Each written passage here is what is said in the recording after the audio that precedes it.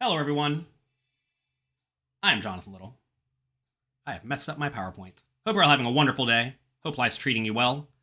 Today, we're going to be discussing why is this size so funny? We're going to be discussing how to play Ace King when you miss. Holy moly, what is happening to my thing? Hope you're all having a wonderful day. Life is hectic and fun and fine and good. Ace King is a trouble hand for most people. They struggle to play it anywhere near well because they think because it was good preflop, it must be good postflop, and that results in them making mistakes. It's easy to make mistakes when you think you have the nuts, but in reality you don't. And today, we're going to be going through some tips to help you learn how to play Ace King well. We're also going to be going through a bunch of hands where people played Ace King maybe okay and maybe poorly. Then we're going to drill ourselves using Peak GTO. I'm going to show you how to do that. It's completely free for you to go and play around with right now. You can drill yourself in all sorts of spots to make sure that you are playing these hands adequately. Thanks to all of you for being here. Thanks for bearing with me while I get this thing set up. Let's get right to it. Recognize that Ace King is one of the best hands in No Limit Texas Hold'em. It actually is. It's good. It's strong. It's premium. But many small stakes players play it not just a little bit badly, but they play it terribly when they miss on the flop. If you play Ace King well, you will win way more money. So in this webinar, I'm going to teach you how to avoid huge post-flop mistakes that a lot of people make on a very regular basis with Ace King. First things first, you have to stop overplaying Ace King when it's a marginal hand. Just because it's a strong pre-flop hand does not mean it is going to be a strong post-flop hand. And to be fair, even if you flop something strong like top pair, top kicker, that does not mean that it's going to stay strong by the river. You have to always adapt to the various things that are changing.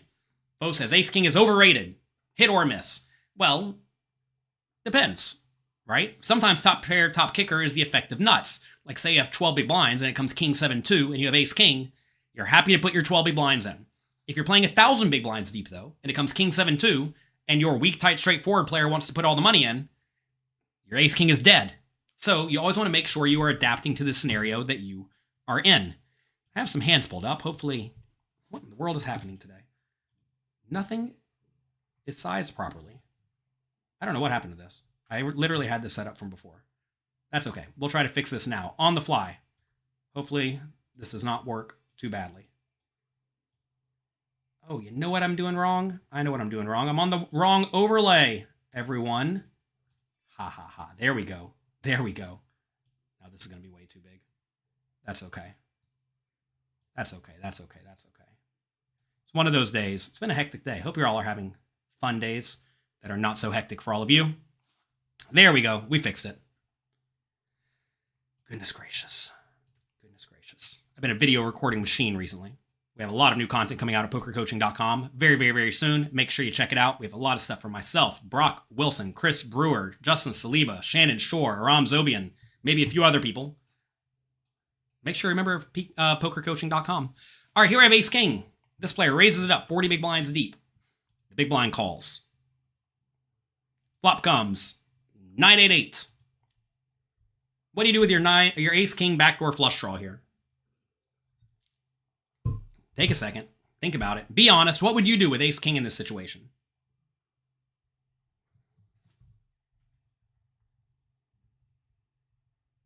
Type it in the comments. Go ahead. Hopefully, you should all know. The answer is check. Now, if you told me you wanted to bet tiny here, like 1,500, I guess I wouldn't hate it. I wouldn't hate it. Because you do have backdoor flush draw and overcards. That said, just check. Just check. This player bets small. They get called, and then they get raised. Well, now what do we do? By the way, I do think this is a spot where you do want to check a lot, because you always have to ask who has the nut advantage on a paired board. Who has more eights in their range? Is it you? Are you raising that many eights from the low jack?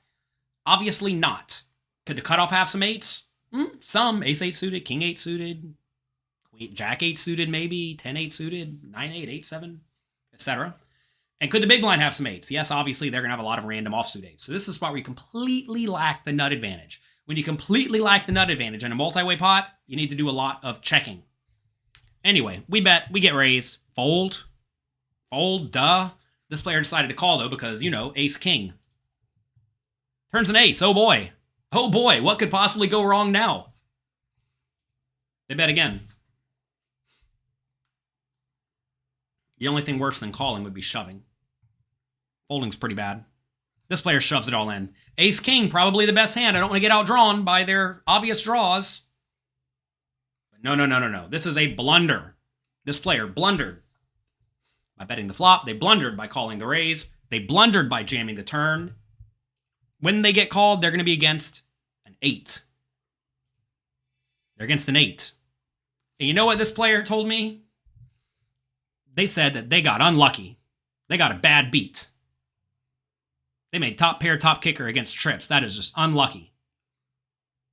Not to berate them. This is a real hand sent to me by one of you. This player played this hand about as badly as they possibly could. You got a bad flop. Check it out. Now look, to be fair, if it does go check on the flop, and then the turn's an ace, and then the big blind bets, you got to call. Because at that point, they could have an ace, they could have a 9, they could have draws. Then on the turn, or then on the river, if they bet again, you probably got to call, because they could have an ace, or a 9, or an 8, or a draw. Probably not a 9 all that often, but an ace, an 8, or a draw. And then you do lose the pot. You're going to lose some money here, but you should not lose anywhere near your entire stack. And this player completely blundered, bad beated himself, as you all are saying.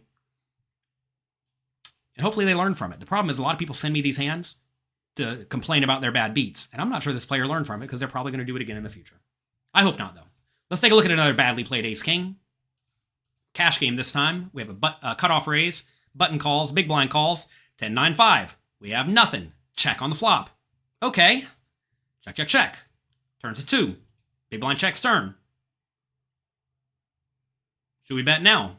What do you think? Should we bet on the turn? Take a second, think about it. Let me know in the comment section down below. Click the notification bell while you're down there.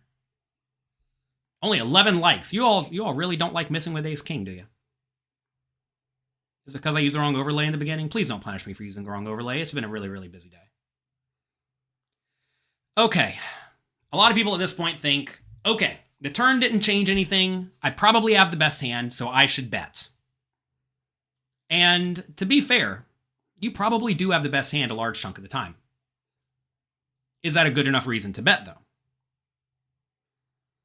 Well, the answer is definitely not. Just because you probably have the best hand does not mean you should bet if when you bet and get called or raised, you're in bad shape. So, this is a spot where you absolutely do not want to bet. You simply want to check and be done with it.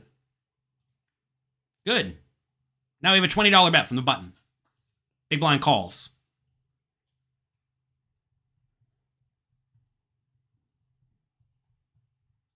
Kevin says, what are we representing if we bet the turn? Look, you got to realize whenever you get a 10-9x board from out of position, 3 ways, you should do a ton of checking. So you should be checking with some 10s and pocket aces and all sorts of stuff like that. Now, our hero folded. Good. Unbelievable. Can you believe that actually just happened? Shocking, I know. This is a spot, though, where I know good and well, a lot of you would have bet the flop. A lot of you would have bet the turn. A lot of you would have called the turn thinking, okay, they're probably bluffing. I'm putting them on draws. This is just a fold. Nothing fancy. You get a bad flop, check out. Next, now that we know you should fold a lot, you need to stop overfolding when you induce bluffs. This is a hard one because in that previous hand, you may think, okay, I checked it through, so they're going to try to bluff me. Maybe. That said, when you do check with a hand like the ace-king, you, to some extent, are saying, I don't have anything very good. And anytime you take a line that makes your opponents think you don't have something very good, if they're anywhere near competent, and they're not just trying to play weak-type poker, they may decide to bluff you. Whenever you give your opponent lots and lots and lots of bluffing opportunities, and you know their range still contains a whole lot of garbage, you need to go into hero call mode. Now, I realize it gets a little dicey sometimes with ace king. You're not going to call on every run out. On some run outs you will call, on some run outs you will not call. Whenever your opponent has a lot of nothing, you do a lot of calling. When they have a lot of good hands, you do a lot of folding. Here we raise it up. Big blind calls. Jack 10, 5. They check. You can bet small. We can bet medium. We can do whatever we want here.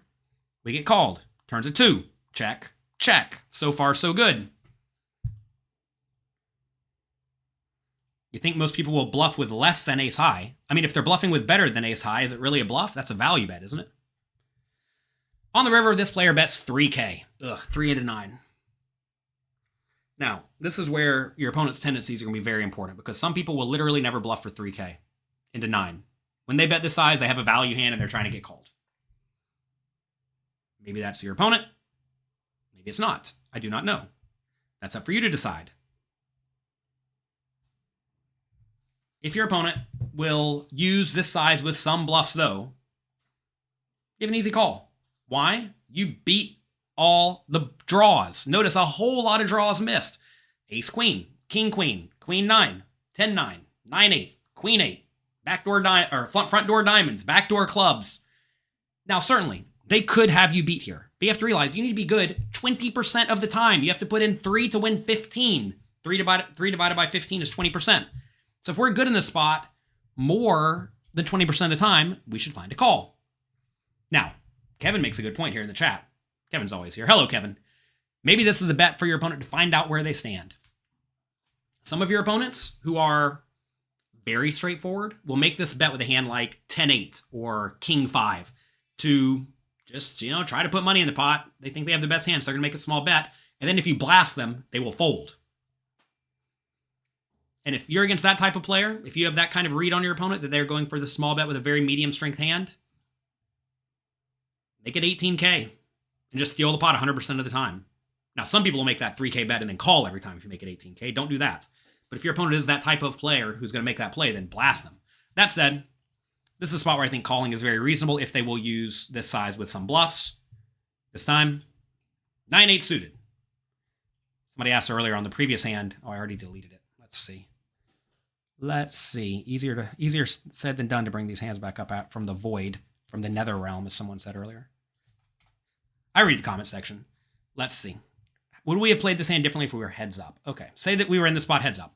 To be fair, whenever you're multi-way, it already changes things. But say we raise, big blind calls, flop comes, they check. We could check it back. On the turn 2, if they bet here, if this player bet, I would definitely call. Similarly, because we had just induced the bluff. If this player was not in the pot and we were out of position, say we went check, check, flop, on the turn I check, and they bet the turn, I'm going to call. You know what? I'm going to show you this in Peak GTO in just a second. We're going to have plenty of examples of this. So hold your horses. Next, you want to use small bets to get value and to get to the showdown against wide ranges. Ace King can go for small amounts of value on the turn, pushing your equity and giving you easier decisions on the river. Because imagine on the turn, if you bet and your opponent small and your opponent calls with a lot of worse stuff, they're going to check the river from out of position, and then you can just check it back and probably win. But if you let it go check, check on the turn, they may blast the river and put you in a pretty nasty spot. So this is a situation where you can potentially use small bets to push a little bit of equity and make the pot under your control, but still manageable. This is especially good in situations where your opponent has a bit of a nut advantage, like on paired boards, but they also have a lot of garbage. Okay, let's take a look. We raise it up, big blind calls, flop comes, 10-8-4. They check, we check it back. Pretty rough flop for us. If you told me you wanted to bet small, I guess I wouldn't hate it with the overcard in the backdoor flush draw, but whatever. Turns a 4, they check. All right, if they had a 4, they're going to bet a lot of the time. If they had a 10, they're going to bet a lot of the time. And if they had a good draw, they're going to bet a lot of the time too. So at this point, most players in most games will be somewhat capped at something like an 8. And if that's the best hand they can have a whole lot of worse stuff.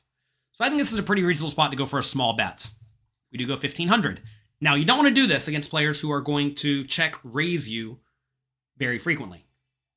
If they're going to check raise you now because you made a small bet and they're going to read this as weak, then don't make this bet, right?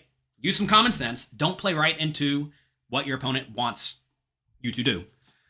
They call. River's a 2. They check. Can we value bet again? You get an explanation on what the peak ELO rating means. As the number goes higher, you are better. There's an article on the dashboard of Peak GTO. If you go in the bottom right-hand corner, there's an article outlining the ELO ratings. This would be too thin for value at this point. I think you could potentially get called by some worse ace highs, but a lot of people will not call you with bad ace high on the river. Maybe they call a king high. I mean, if your opponent's just a super duper calling station and they're going to call with all sorts of garbage, then maybe you could go for value, but that's really opening yourself up for trouble. It would need to be a very exploitative play. In GTO world, you only want to value bet the river if you can bet half pot or bigger. And I don't think this hand can reasonably get called for half pot by too many worse hands. How do you know if your opponent has check raises in their tendency if you don't have a history with them? You don't. That said, players in particular games, venues, stake sizes will, on average, exhibit specific tendencies. Some players in some games are just absolutely nuts. I played a game at Bellagio the other day. It was a 5-10 no limit game with a bunch of friends, and they were all crazy. They were absolutely crazy. So those players probably have more raises than people who are playing the table right next to us at 5-10. That's a bunch of regs who are sitting there nut peddling, right?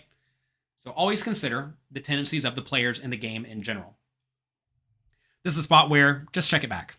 Check, check. They have the ace-9. We win a nice small pot. Nice and easy. Nothing fancy here.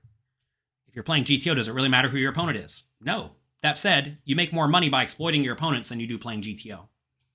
So, that is how to play ace-king post-flop when you miss. We're going to go through a bunch of examples. Do not leave. You have to make sure you stop overplaying it when it's a marginal made hand. You also have to stop overfolding it when you induce bluffs, and you have to look to go for thin value and then get to the showdown.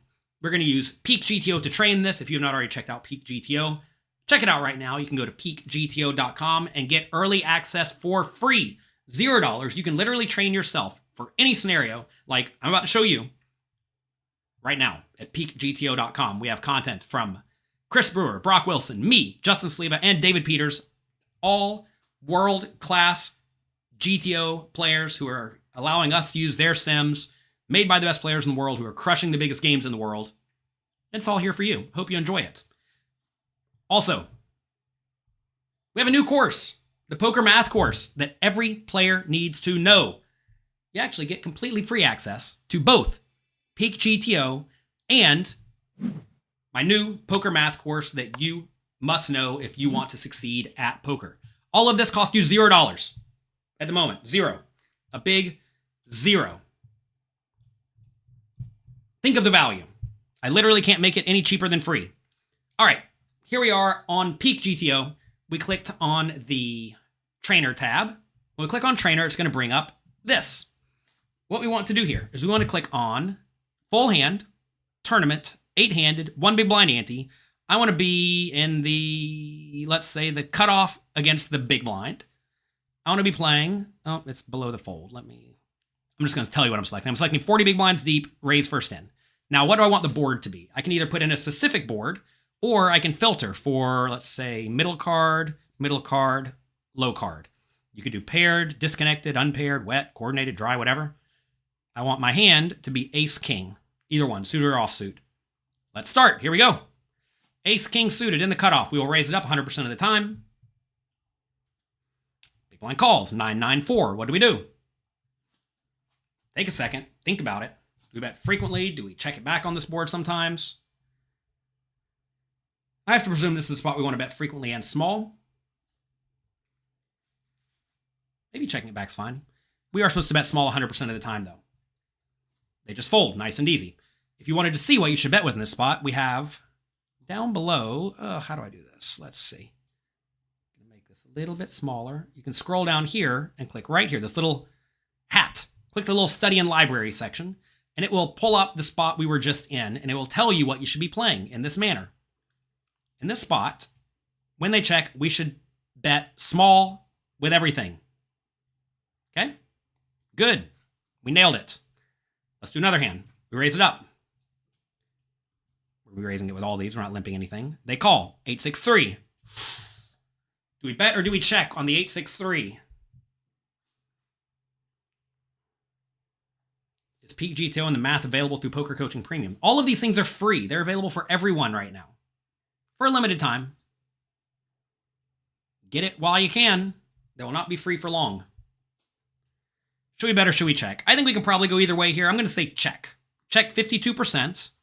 Bet small sum, bet big sum. Check, check. Turns a 9 of clubs, and the opponent bets big.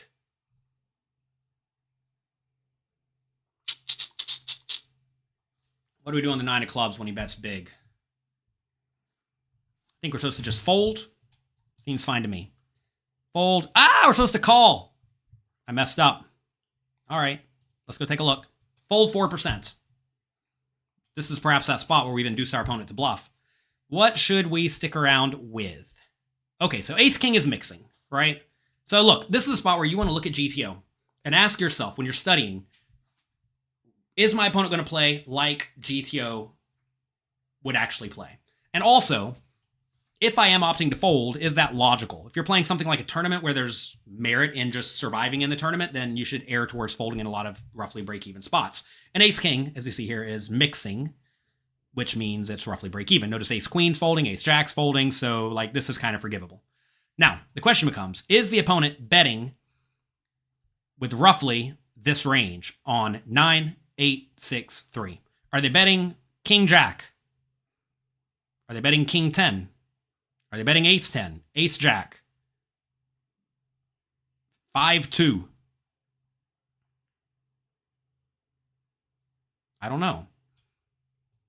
Given, I'm not sure they're betting all those hands that I just named, and those are the ones we really need them to be betting with for us to justify calling,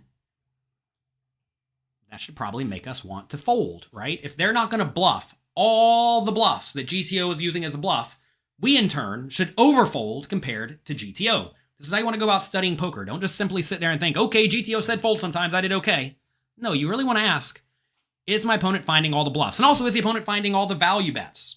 How do you get peak GTO? Go to peakgto.com. Seriously, everybody. Seriously. You get this new course I made just the other day. Poker math every player needs to know. And access to peak GTO for free. Right now. For a limited time. If you watch this in a year, it will not be free. Okay. Where did my thing go? Let's see. So this is a spot where we got a low frequency play. We got a low frequency acceptable play whenever they bet big on the turn.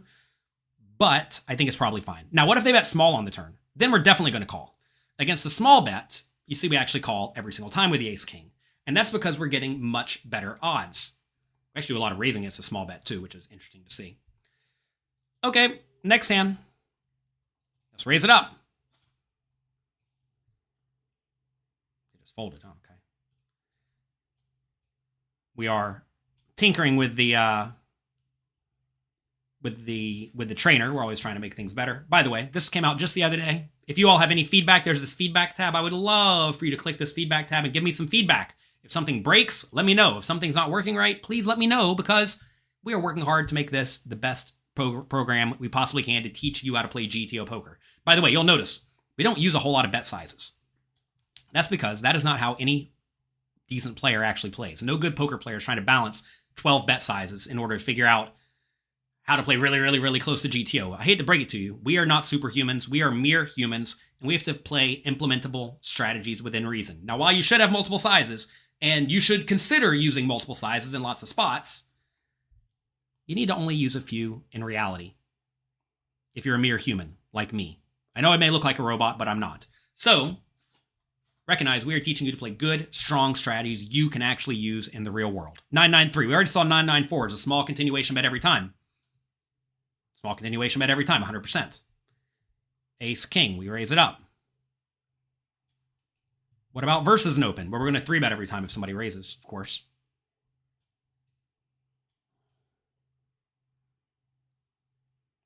It's taking its time. Are all of you clogging it up now? Go figure. All right, 9-6-3. Similar flop as before. Last time we wanted us to check. Do we ever bet small this time, just to mix it up? 55% bet small. Okay, with backdoor flush draw. We get raised. Oh boy. Here we go. What would a robot do?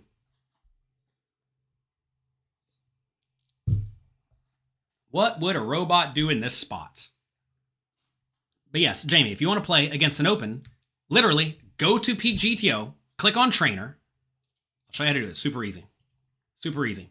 You go here. You click Full Hand, Tournaments, 8-handed, whatever. Click the position you want versus an open. So you want to be what? You want to be in the big blind or do you want to be in the button? Whatever. Say you want to be on the button. 50 big blinds deep. You click versus raise first in. So now this cutoff is going to raise. You're going to be on the button. Go over here, click the board. You can select either the exact board you want or the type of board you want. And then click your hand, whatever hand you want to have, or you can have a mix of hands. You know, you can select a whole lot of hands if you want. And then you will train on that spot. That is exactly what we have made for all of you. All right, against the check raise, we have an easy call. You may say, how in the world are you going to call? You only have ace high. Well, we have to put in 3.2 big blinds to try to win a lot. Right? Pot odds exist. We have backdoor flush draw and overcards we got to call 100%. Fold would be way too tight. Now, if your opponent's only check raising with sets or something like that, then I guess you could fold. But you don't know they're check raising with only sets. If they're only check raising with sets, that's a blunder. I'll show you what they should check raise in just a second. 3 of hearts and they check. Oh my God. This might be a small bet. I don't know. Look. My YouTube editors hate it whenever I say I don't know the right play. They're like, oh, you're Jonathan Liller. You're supposed to be the all-knowing robot over here. Hate to break it to you. I'm just doing my best and guessing. I got a lot of heuristics and rules I have in place rattling around in my brain that I laid out clearly in the tournament and cash game masterclass. I think we're supposed to bet small here. 63%! Pump it, pump it! We got it right. All right. I want to go take a look at that one because I have no clue if that was right or not. All right. I have a few questions. Should I bet the turn? First things first, should I bet the turn? And notice we are betting the turn, no, here we want the turn. I'm betting the turn some, right? So what am I betting small? What am I betting here? So I want to know what I'm betting. So you can click these, it'll filter for what you're betting. Aces, obviously. Ace, king, both with and without the flush draws, right? Lots of ace highs are betting. Lots of nines are betting. What's checking? So like no nines are checking. No overpair, not very few overpairs are checking. So we're checking with lots of medium strength stuff. So is ace king good enough? I mean, I don't know. This is a weird spot, right? Why did I want to bet? Look, if you have a hand that's likely good with backdoor equity, I think it's pretty good to bet in general. Like when you turn it, when you turn the heart. Okay, I also wanted to know what should they check raise us with on the flop. So on the flop, I'm going to bet everything.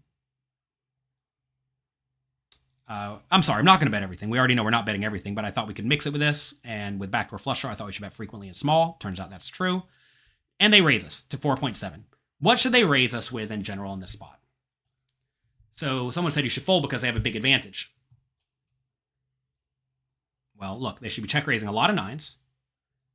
They should be check raising lots of backdoor draws, right? All sorts of backdoor draws. And that's about it. Nuts, of course, with 9-6, 69 for nut, 9-3 suited as well. Some king 6, ace 6, queen 6 getting in there. So some check raises, right? And so AJ says something important here. He would take a free card against capable opponents.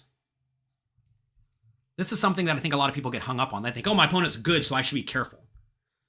If your opponent's good, you should play the GTO strategy. A lot of the best players in the world crush their opponents because their opponents are just generally a little bit too weak and a little bit too passive. They do not bet in spots where they should bet. They don't raise in spots where they should raise, and they get crushed because of it. Let's say they do bet 4.7 like they did. What do I jam with? Well, not jam. What do I re-raise with?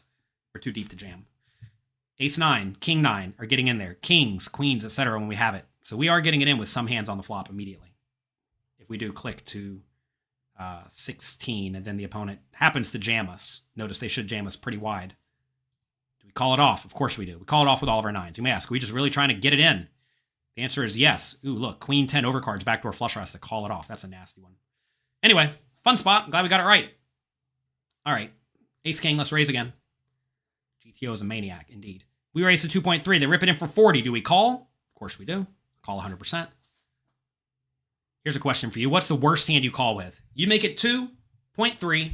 Big blind makes it all in. What do you call with? What's the worst hand you call with? Type it in the chat. You should know the answer if you studied. Take a second. Think about it. Summon the chart in your brain. Here it is. Here's the GTO calling range. Now, would I actually call with this range in the real world? And the answer is no. Definitively, no. If I make it 2.3 and they jam, I'm not calling this range. Why? Because look what they should be shoving with. Is your opponent shoving a lot of ace queen, nines, eights, fours, ace three offsuit, pocket threes, 10-9 suited, king 10 offsuit? No. No, they're not. I think in the real world, when people rip it in here, they're going to have ace queen, some ace jack, some ace king, some 10s, 9s, 8s, and 7s. And that's about it. So if that's their range, you need to be calling off aces, kings, queens, jacks, 10s, 9s, probably 8s, ace king, and ace queen. Essentially, you want to ask yourself, I want to call off with the pairs that are dominating their pairs, and then maybe one below. Like say they're jamming 9s, 8s, and 7s, you can call with 9s, and 8s are roughly break even in that scenario. And then when you look at their offsuit hands that are shoving, if it's like literally ace, king, ace, queen, ace, jack, you can call off with ace, queen. Because you lose to ace, king, you beat ace, jack, plus you're getting a little bit of pot odds. All right? Let's go again. Raise up with ace, king. 8-6-3. Check, check. Check 43%. Turn is the 2 of spades. They bet tiny. Tiny bet on the 3 flush turn. Now, we're in a bit of a pickle here because we've induced a lot of bluffs, and the opponent could bluff small with a whole lot of stuff. I think we're supposed to call because we're getting really good pot odds, but this might be a fold. Call 98%. Good. Feels gross though, right? 10 of diamonds. They bet 9. 9. Oh, wow. 9, 9, 9. I mean, I guess we just have to fold, but I bet our hand's kind of indifferent. Do we want to have, what do we want to have here to call? We want to have king of spades or ace of spades, I guess. The thing is, a king of spades might be a good bluffing card. I mean, look, this is just, I got to presume this is a fold, but you got to find some calls, right? And it's kind of hard to find calls. Fold 100% with this. I want to know what we got to call with. This again, go back to studying. Go back to studying. What do we call with? And again, this is what you want to be looking into. What should we actually call with in this spot when the opponent pots it? Because this is like a kind of realistic scenario. This is how a good player would play a lot of these spots. So what do we call with? Ace king with a spade. Right? Told you. Ace king with the ace of spades or king of spades is mixing between calling and folding. Feels bad, right? Same thing with ace queen with the ace of spades or queen of spades. Ace jack. Ace 10's a pair. Obviously, don't fold that. Notice lots of pairs are calling. Pocket pairs in the hand are folding. But like 6s are calling. It's really nice to have a spade in your hand to block your opponents. Why would you induce your call in pot odds? What do you mean? I don't know what you're saying, William. It even has some bluff raises. Oh yeah, let's talk about that. Whenever you're on the river, if you have some nuts, you need to find some bluffs. 83 likes. All right, we're getting somewhere. Go ahead and make it 100, everybody. Here's what GTO shoves. Obviously flushes, right? All these suited hands that are jamming are all flushes, okay? Very obviously. 9-7 is a straight. That can jam. 10-9 is a flush. All these are flushes. Using a little bit of common sense, what hands want to shove? Well, hands with the ace of spades, obviously, right? Notice here. Actually, this is king of spades, funny enough, not the ace. Cool. That's probably because they don't have a whole lot of ace of spades X, right? Because I guess they 3-bet some of them pre-flop. Cool to see. These are all raising sometimes with the ace of spades. We have 10-9 with a spade, blocking some of their auto calls for their top 2 pair. That's interesting. That one's being turned into a bluff. It's kind of cool. These are sets. 5-4s. 5-4. 5-4. Okay. Oh, that's a straight. Never mind. Most of our bluffs, though, are going to come from ace of spades and or an ace with a high spade. Which makes sense, right? That's why you don't understand counting it. Look, if you don't understand poker math and pot odds, please. I spent my time making this for you. It's free. Please check it out. Poker math every player needs to know. I spent my time standing in this office, sweating like crazy, making this course for you, to give away to you for $0. So hopefully I don't have to answer any more pot odds questions ever again. Am I playing the mini main? I guess you mean in the Bahamas? I don't know what the name of any tournament is, but I plan on playing all the no limit tournaments, at least up to the 25Ks. All right, let's go through another one.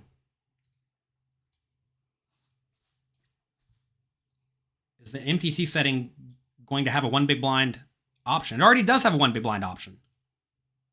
There's no AC in my office. No. Here we are. Ante. One big blind ante. Right here. That's how tournaments are played. All right. Raise, we get 3-bet. Easy all in. Raise it up.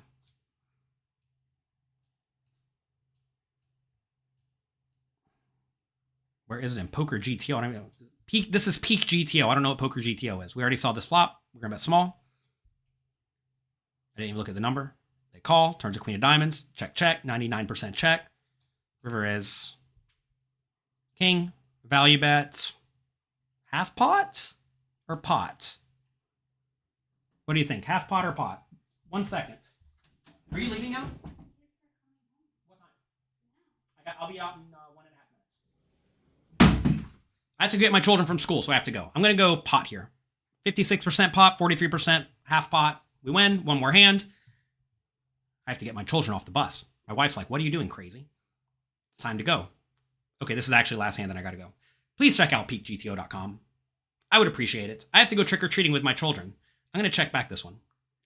4% only. I thought the low would be really good for them. We'll bet 4